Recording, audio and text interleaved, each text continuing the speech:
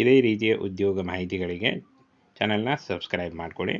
Friends, post ಹೆಸರುಗಳನ್ನು ನೋಡೋದಾದರೆ ಸಹಾಯಕ ಹುದ್ದೆಗಳು, ಕಾವಲುಗಾರ ಹುದ್ದೆಗಳು, ಹಾಗೆ billing clerk, lower division clerk ಮತ್ತು SKT ಹಾಗೂ ಲೆಕ್ಕ ಪರಿಶೋಧಕ ಉದ್ಯೋಗಗಳಿಗೆ ನೇಮಕಾತಿ ನಡೀತಾ ಇದೆ ನೋಡಿ.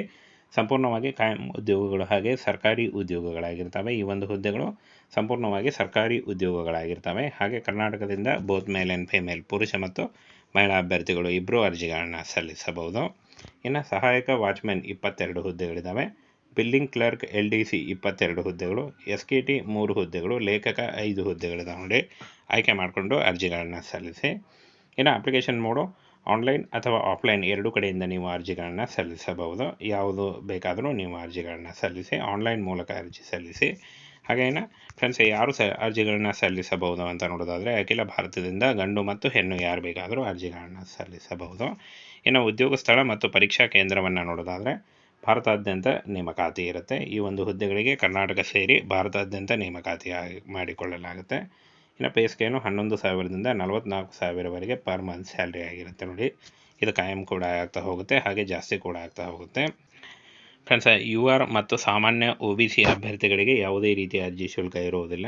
SC ST ಮಹಿಳಾ ಅಭ್ಯರ್ಥಿ ಮತ್ತು ಮಹಿಳಾ ಅಭ್ಯರ್ಥಿಗೂ ಕೂಡ ಯಾವುದೇ ರೀತಿಯ ಅರ್ಜಿ ಶುಲ್ಕ ಇರಲ್ಲ ನೋಡಿ. ಈ ಒಂದು ಹುದ್ದೆಗಳಿಗೆ ಯಾವುದೇ ರೀತಿಯ ಅರ್ಜಿ ಶುಲ್ಕ ಇರಲ್ಲ. ಫ್ರೆಂಡ್ಸ್, ಇನ್ನು ಇಲ್ಲಿ ನೋಡಿ, ವಯೋಮಿತಿಯನ್ನು ನೋಡೋದಾದರೆ 18ರಿಂದ 40 ವರ್ಷದ ಒಳಗಿನವರು ಅರ್ಜಿಗಳನ್ನು ಸಲ್ಲಿಸಬಹುದು.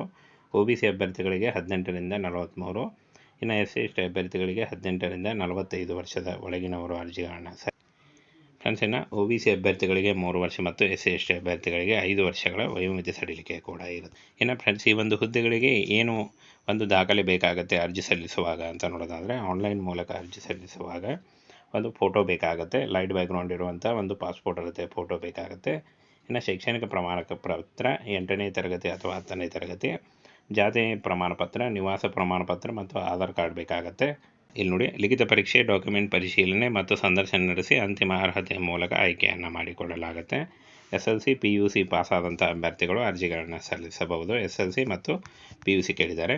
ಇನ್ನು ಸಹಾಯಕ ಕಾವಲುಗಾರ SSLC, ಬಿಲ್ಲಿಂಗ್ ಕ್ಲರ್ಕ್ LDC ನೋಡಿ PUC ಅಥವಾ ಡಿಗ್ರಿ ಕೇಳಿದ್ದಾರೆ ಮತ್ತು ಡಿಪ್ಲೊಮಾ ಆದಂಥ ಅಭ್ಯರ್ಥಿಗಳು ಕೂಡ ಅರ್ಜಿಗಳನ್ನು ಸಲ್ಲಿಸಬಹುದು. SKT ಅಭ್ಯರ್ಥಿಗಳಿಗೂ ಕೂಡ SLC ಕೇಳಿದ್ದಾರೆ. ಇನ್ನು ಲೆಕ್ಕ ಪರಿಶೋಧಕ PUC ಅಥವಾ BCom ಅಥವಾ ಡಿಗ್ರಿ ಮಾಡಿದಂಥ ಅಭ್ಯರ್ಥಿಗಳು ಲೆಕ್ಕ ಪರಿಶೋಧಕ ಹುದ್ದೆಗಳಿಗೆ ಅರ್ಜಿಗಳನ್ನು ಸಲ್ಲಿಸಬಹುದು. ಇನ್ನು ಅರ್ಜಿ ಸಲ್ಲಿಕೆ 24 ಫೆಬ್ರವರಿ 2024ರಿಂದ ಶುರುವಾದರೆ 24 ಫೆಬ್ರವರಿ 2024ರಿಂದ ಅರ್ಜಿ ಸಲ್ಲಿಕೆ ಶುರುವಾದರೆ 2 ಮಾರ್ಚ್ 2024 ಅರ್ಜಿ ಸಲ್ಲಿಸಲು ಕೊನೆಯ ದಿನಾಂಕ ಆಗಿರುತ್ತೆ ನೋಡಿ. ಈ ಒಂದು ಕೊನೆಯ ದಿನಾಂಕದೊಳಗಾಗಿ ಆನ್ಲೈನ್ ಮೂಲಕ ನೀವು ಅರ್ಜಿಗಳನ್ನು ಸಲ್ಲಿಸಬಹುದು.